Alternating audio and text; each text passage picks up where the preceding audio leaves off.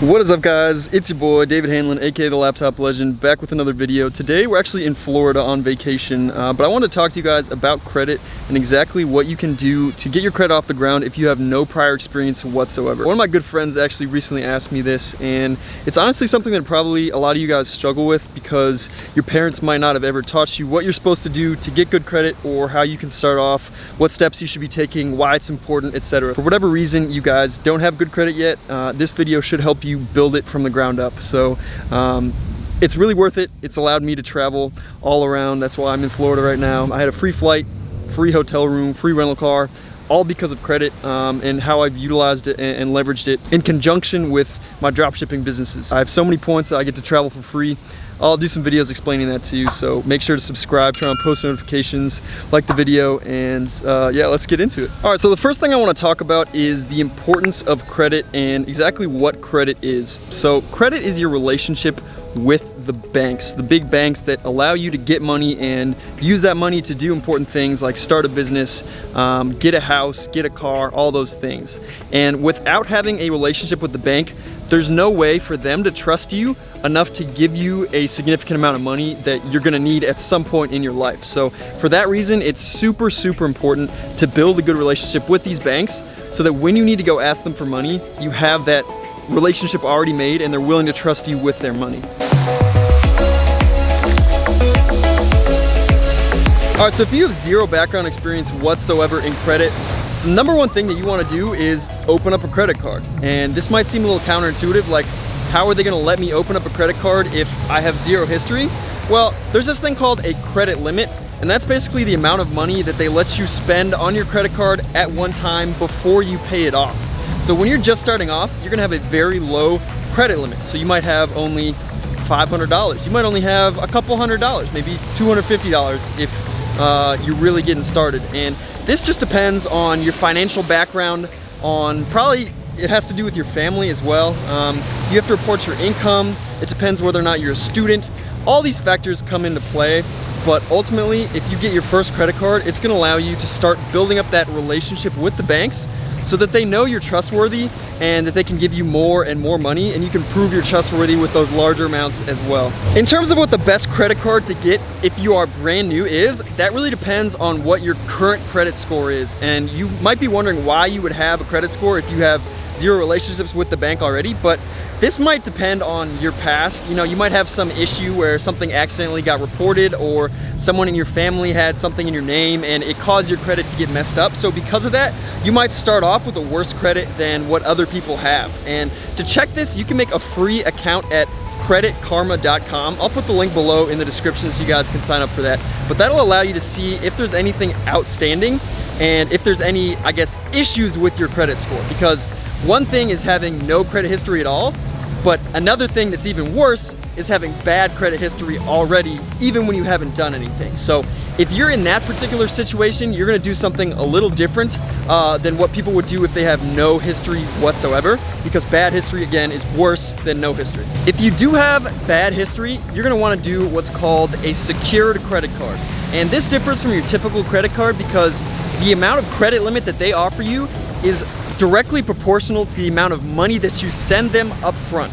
So you basically give them a loan and then they give you the perks of a credit card, and you get to go based off of that.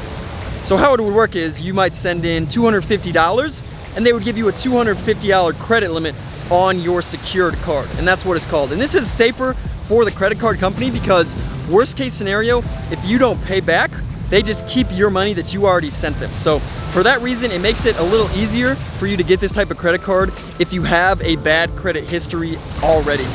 If you don't have any history at all though, you can just go and open what's called a student credit card, or just open a beginner credit card that isn't a super advanced one that requires a good credit score to get. But you're gonna be very likely to get approved, and you're gonna get a small credit limit and basically work your way up until you have a lot. The credit card that I personally recommend if you have no experience whatsoever and no credit history whatsoever is the Discover It Chrome card. They also have a student edition, which is great if you're still in college, because you can actually, at least last time I checked, you can get a good grades discount, which is awesome. Got some birds here, hold on.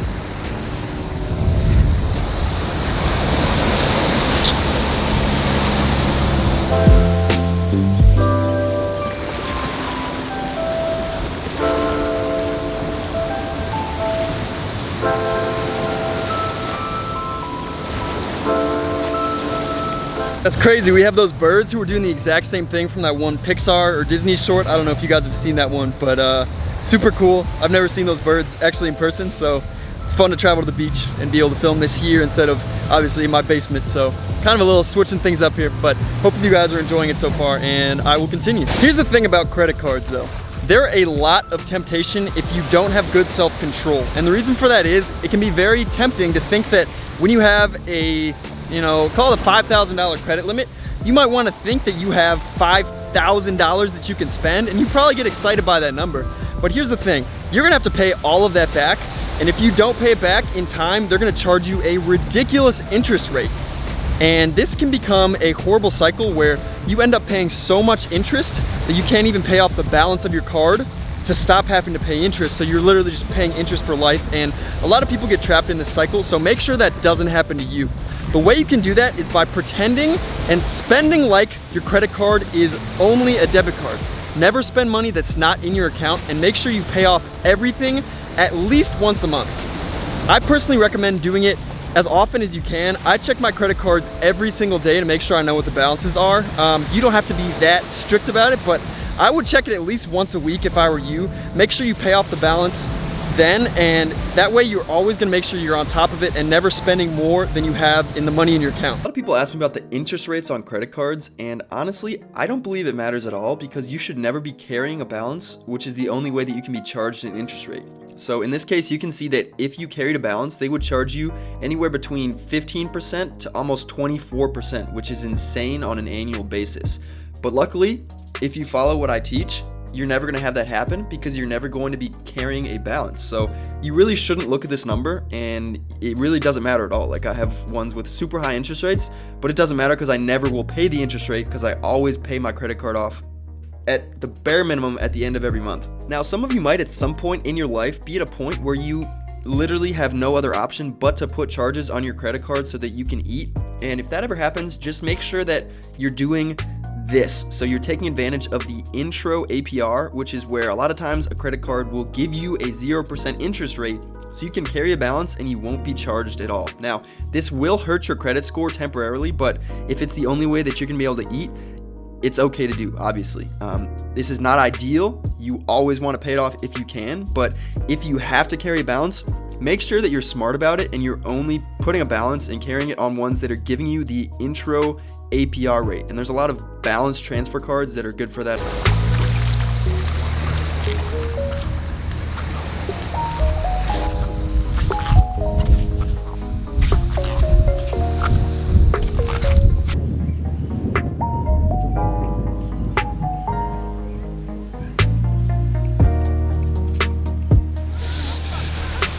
That's all for today, guys. I'll catch you in the next video. Hopefully you enjoyed. If you did, hit the subscribe button, turn on post notifications, click the like button, and I'll see you in the next one. Till then, let's go better together. Preguntar, bebé, dime por qué te mientes. No puedes esconder todo lo que tú por mí sientes.